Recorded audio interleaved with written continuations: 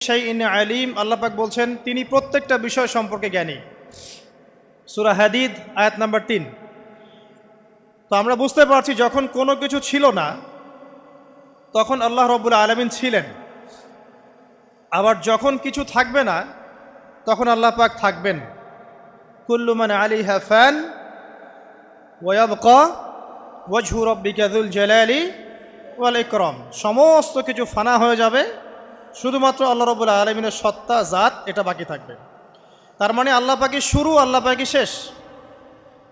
আল্লাহর কোনো শুরু নাই, আল্লাহর কোনো শেষ নাই। এখন কেউ যদি প্রশ্ন করে যে আল্লাহ সব কিছু সৃষ্টি করেছেন, তাহলে আল্লাহকে কে সৃষ্টি করলো, নাউজুবিল্লাহ। তো তখন আমরা বলবো যে যদি কেউ আল্লাহকে সৃষ্টি করতো তাহলে তো সেই সৃষ্টিকর্তা হয়ে যেত, তাই নয় কি? এভাবে এক এক করে যদি আমরা